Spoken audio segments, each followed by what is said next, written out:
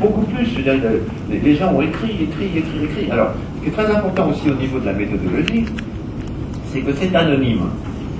Et ça, c'est très important, parce que si je vous interroge en face à face sur quelque chose, bon, vous allez essayer d'avoir l'air intelligent. Vous ne voulez généralement pas avoir l'air trop bête. Donc, qu'est-ce que vous faites pour être intelligent? Vous mobilisez le cortex, et vous me sortez tout ce que vous avez lu dans les livres et tout ça, et là, ce qui ne m'intéresse pas.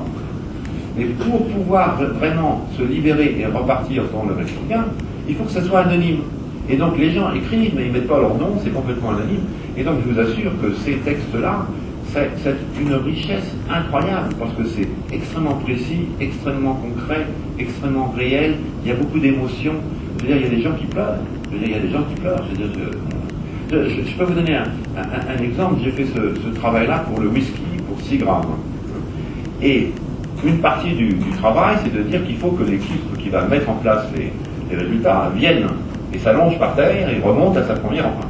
Et donc je voulais que le président, je ne voudrais pas son nom, mais que le président vienne et s'allonge par terre. Et il m'a dit, moi, le président, jamais ce truc-là, on a l'air d'être dans les 60s, parce que c'est ça, les touchy feeling et tout, je veux pas. Alors j'ai dû le convaincre, je lui ai dit c'est quand même important.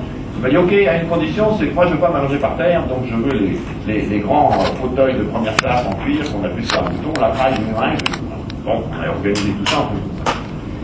Et puis, je lui ai dit, voilà, on va aller dans la première expérience, l'expérience la plus importante, et la dernière expérience du whisky, 3 niveaux, je peux vous expliquer pourquoi je fais ces 3 niveaux.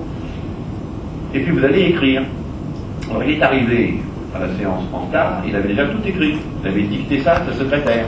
Mais voilà, je l'ai fait, je peux partir maintenant. Il dit, non monsieur, je suis désolé, mais j'ai insisté, mais c'est pas la même chose. Vous souvenez, le cerveau, oh oui, je connais votre théorie. Il est de terre, alors il finit par le voir. Donc il s'est allongé, il me dit, il n'y a pas de journaliste, personne ne fait non, ne vous inquiétez pas. Après, au bout de 3 heures, quand vous commencez à, vous êtes allongé, vous écoutez la relaxation, la température du corps commence à changer, votre cœur commence à ralentir, vous ne pouvez pas le faire autrement. C'est-à-dire, vous ne pouvez pas faire autrement. Au bout d'un moment, vous vous relâchez. Et alors à ce moment-là, des trucs sont revenus. Il s'est souvenu de son grand-père. Il s'est souvenu de l'odeur de son grand-père. Oh, truc très tabou. Mais l'odeur du grand-père, pas le parfum, l'odeur.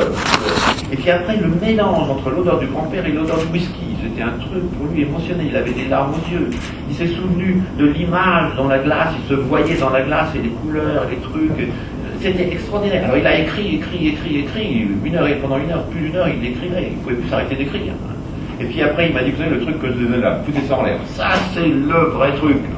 Et après, il a dit, je veux que tous les gens en marketing, vous soyez rapides. Il faut allez, par terre, allongez, vous ne pouvez pas comprendre ce que vous faites si vous ne comprenez pas. Voilà. Donc, c'est pour ça qu'on voudrait que vous ayez vous-même la première expérience. Que je peux essayer de vous convaincre, tant que vous n'avez pas vécu le truc vous-même, c'est quand même du baratin et de l'abstraction. Donc, il faut que vous le viviez. Mais ça, je vous encourage vivement, si on fait une séance pour vous, ce qui est prévu, à ce que vous veniez avec votre petit matériel. Une autre, on fournit des machins. Une autre question? Oui, bref. Par exemple, c'est donné les exemples de films que vous avez travaillé. J'imagine que vous avez trouvé les codes de ces films-là, que ce soit en automne ou en cas vous avez parlé de Singapour. C'est quoi le code que vous avez trouvé? Il faut faire très attention, parce que un code, c'est pas un mot. Un code, c'est un ensemble d'outils que vous mettez en pratique.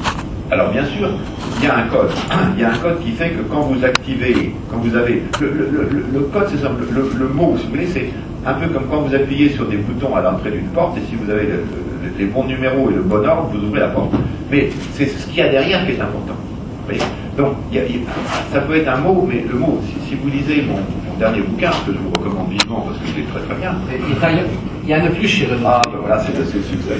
Nous sommes des chiens. On vous en enverra si vous voulez. Mais, si vous voulez, j'explique une série de codes. Il y a toute une série de codes qui sont expliqués dans ce livre. Et donc, le code, ça peut surprendre. Je vais vous donner un exemple de code, comme ça vous comprendrez ce que je veux dire. Vous avez un système dans lequel il y a plein d'éléments. Le code, c'est le pourquoi des relations entre les éléments de ce système. Je suis un peu abstrait, mais je vais vous donner un exemple. Lévi-Strauss disait, une mère, c'est pas une femme. Alors, excusez-moi, c'est pas une femme. Non, une mère, c'est pas une femme, c'est l'espace entre une femme et un enfant. L'espace entre. Parce qu'il n'y a pas d'enfant sans mère, il n'y a pas de mère sans enfant. Non, c'est l'espace. Donc, le code, ça va être ce qui explique tous les espaces entre les éléments du système. C'est-à-dire pourquoi les gens font ça. Alors, exemple, il y a 20 ans, je travaillais pour Gervais Danone. Et Gervais Danone voulait vendre du camembert aux Américains. Et il n'avait aucune idée du code en fromage chez les Américains, New York, Los Angeles, etc. Et donc ils ont embauché mon ami à l'époque qui était Jocelyn Blanchet de Publicis, une très grande agence de pub, un type absolument fantastique. Et vous savez, c'est eux qui font les campagnes très sexy pour les badimes, hein, c'est toujours très sexy. Alors donc, ils sont arrivés à New York avec un truc à la télévision où vous aviez une superbe française en mini-jupe, en talons hauts, avec la blouse, hein, qui allait acheter du fromage. Déjà, ça ne marche pas avec l'américain. On ne s'habille pas comme ça pour aller acheter du fromage, c'est pas possible, ça c'est le premier truc. Deuxièmement, elle commence à prendre un camembert, puis elle ouvre le camembert, et puis elle commence à appuyer sur la... Si vous regardez de près, vous voyez il y a d'autres gens qui ont laissé leurs empreintes digitales déjà avant elle. Alors, pourquoi est-ce qu'elle poke là? Pourquoi est-ce qu'elle fait ça? Alors les Américains disent, ces gens sont vraiment disgusting. Après, elle va sentir, et puis après elle va caresser, comme si elle avait presque une relation d'amour avec le camembert. Qu'est-ce que c'est ces relations complètement fous. Et donc les ventres, complètement cassé la figure. Alors pourquoi est-ce que la française archétypale, si vous voulez, il y a des difficiles de généralité, mais il y a des différences, va faire ça? Parce que le code du fromage en France, c'est vivant. Un mot, vivant. Le fromage est vivant. Alors maintenant, mon épouse a un endroit à Paris où elle adore aller, où il y a un gars qui est un expert en fromage, et quand on arrive, la première question c'est quand? Quand? Vous voulez du camembert? C'est pour quand? C'est pour ce soir? C'est pour demain? C'est pour la semaine prochaine? Pourquoi? Parce que le fromage est vivant, il change.